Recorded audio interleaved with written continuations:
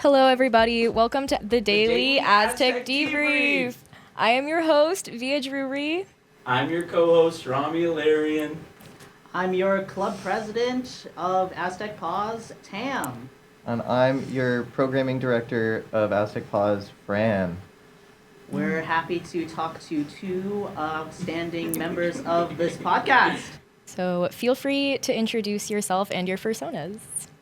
I think you should go first. Please Cool. do. So I'm Fran. My fursuit is a red otter. The name that I've gone with for the character is Cliff. You'd never guess why. Clifford the big red dog. But Oh, but yeah, I love otters. I think they're great, and so I got an otter fursuit, and I love it. Hi, I'm Artie, she is Artie, and she is a dragon, fox, Sona. I don't have wings because, I don't know, I got them removed. It's a shame. Furries can get their wings clipped. It's like cutting your nails. It got in the way too much, so that's why I don't have wings today or a tail. Yeah, I'm white, and I like being a fox. Yeah, that's me.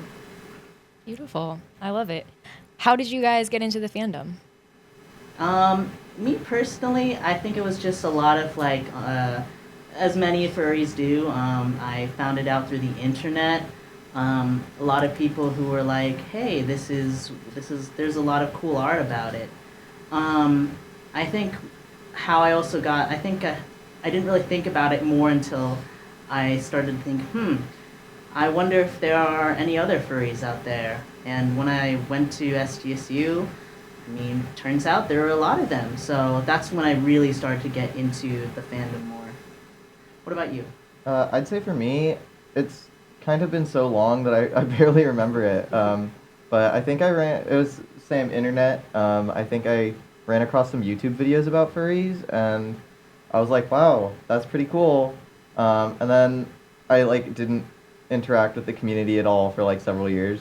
And then a couple years ago, found out, oh hey, there's furries at SDSU, and so I joined the club here. Yeah, I was wondering what your club does, what the average meeting looks like. Yeah.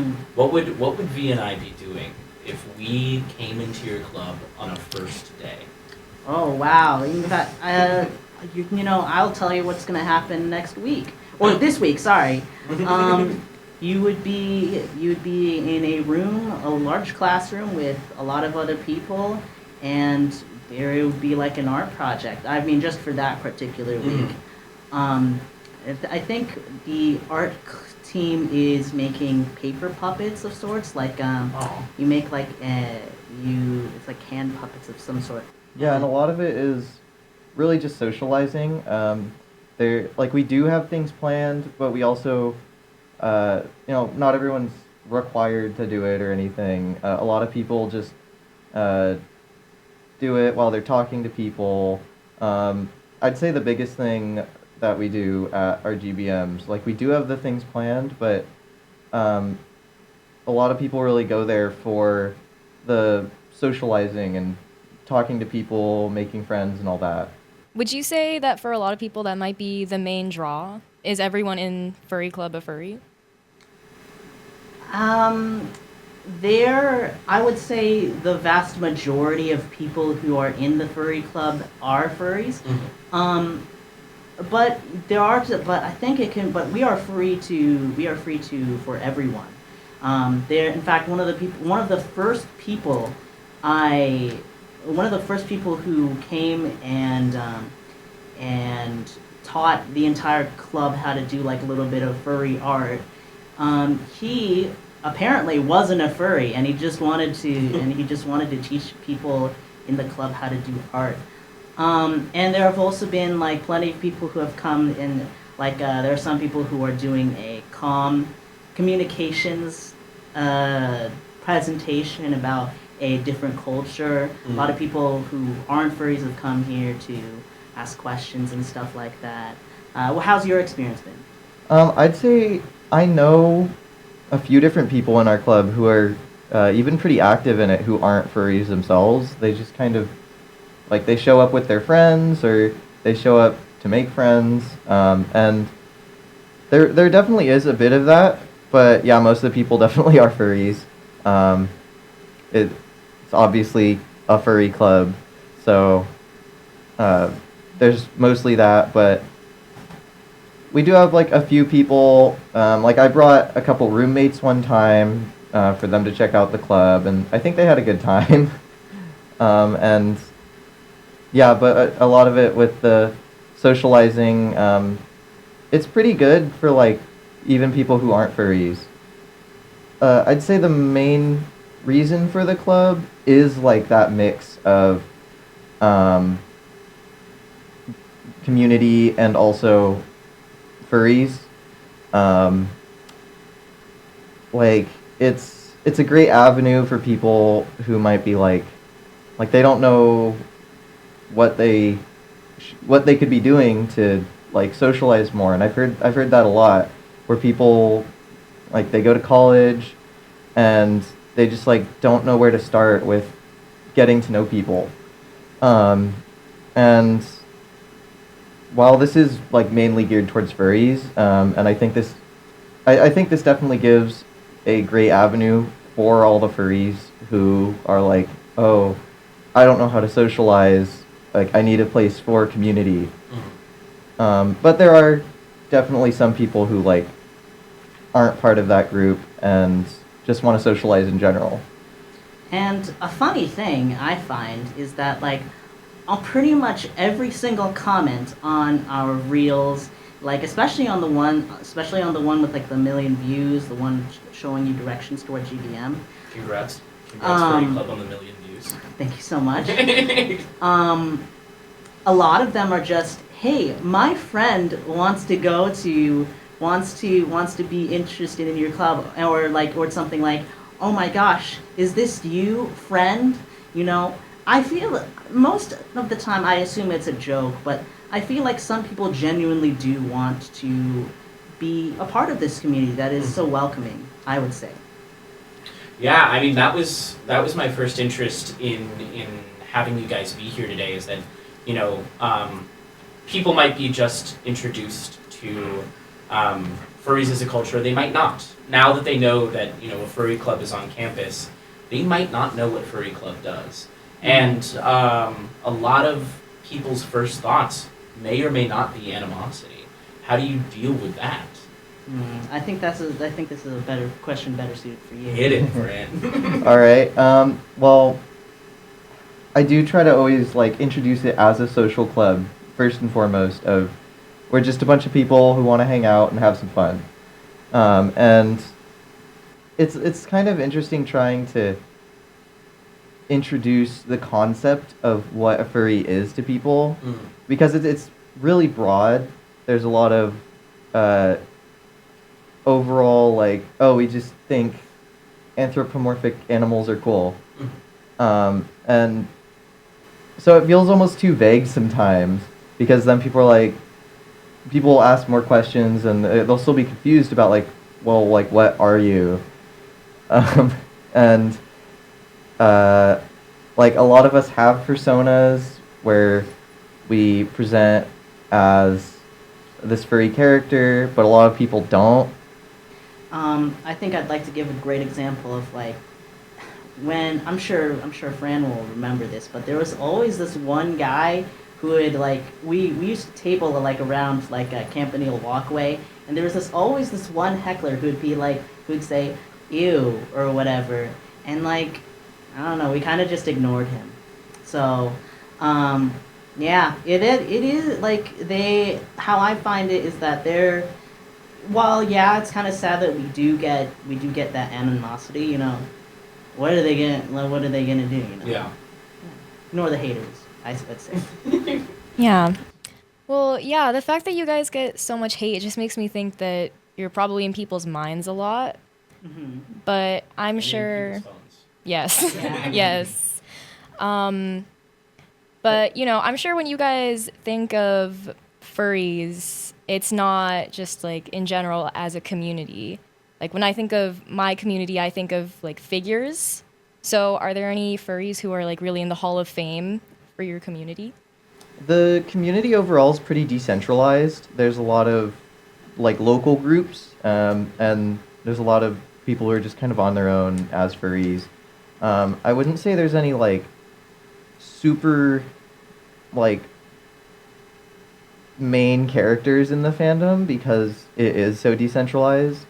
There are like a few I can think of. Like there's like the big YouTubers.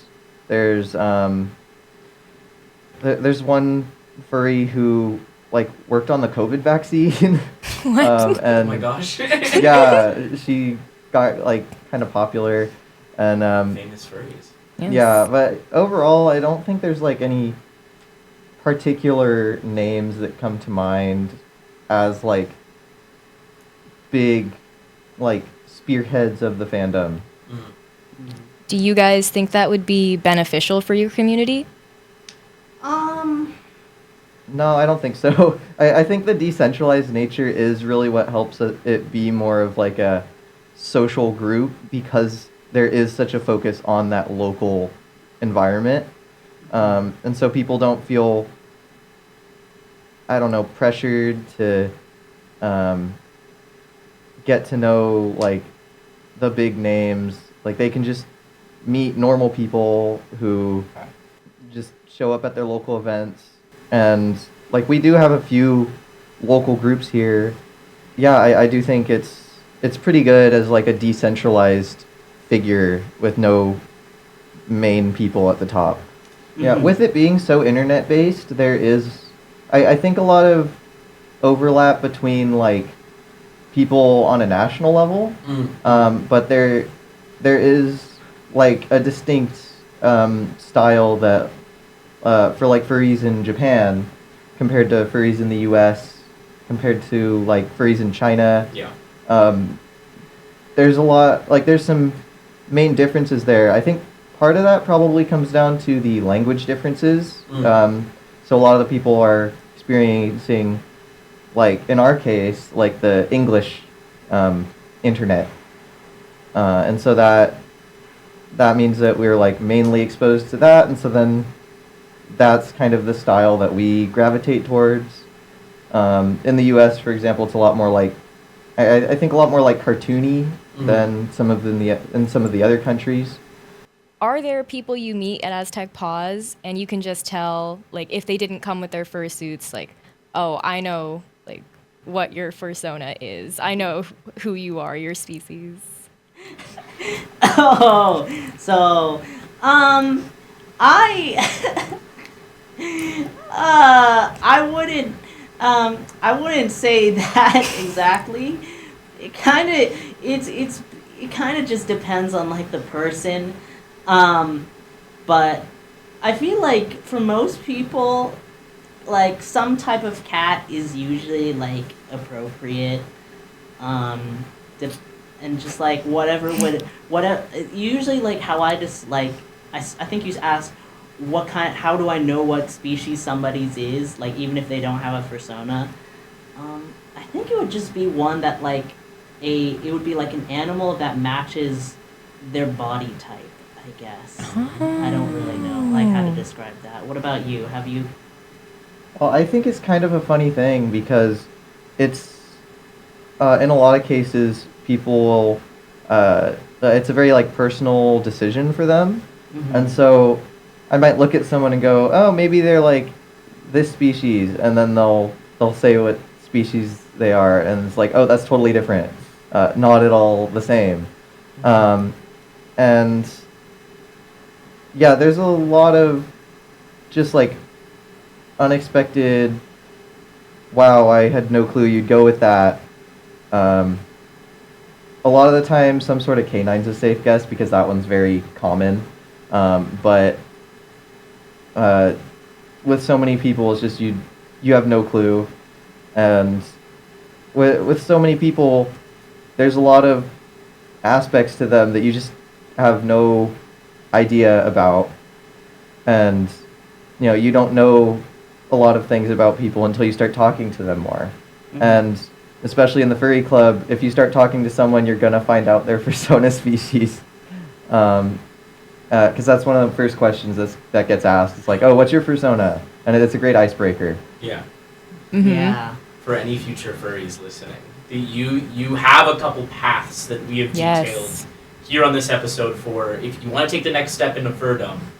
This is your user guide. These are a couple ways that you can go about it. Yeah. As we wrap up, did you have any last questions?